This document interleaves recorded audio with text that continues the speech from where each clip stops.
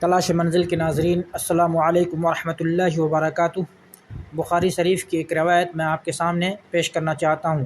عن عبداللہ بن عمر رضی اللہ عنہما قال اخذ رسول اللہ صلی اللہ علیہ وسلم بمنکبی فقال کن فی الدنیا کأنک غریب او عابر سبیل۔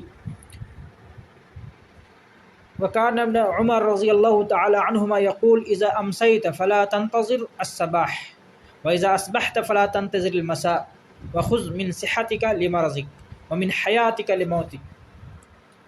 عبداللہ ابن عمر رضی اللہ تعالیٰ عنہما بیان کرتے ہیں کہ رسول اللہ صلی اللہ علیہ وسلم نے میرا کندھا پکڑ کر فرمایا، تم دنیا میں ایسے رہو گویا تم ایک پردیسی یا راہگیر ہو۔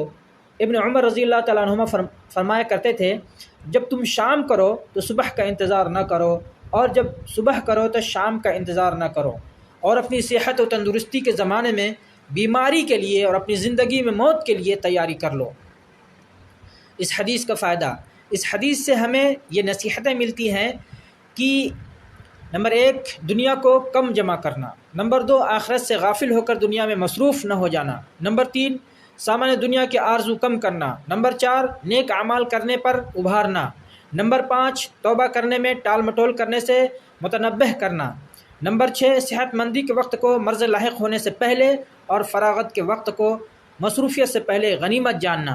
اللہ تعالیٰ سے دعا ہے کہ اللہ تبارک تعالیٰ ہمیں اس حدیث پر عمل کرنے کی توفیق دے، آمین۔ وآخر دعوانا ان الحمد للہ رب العالمین۔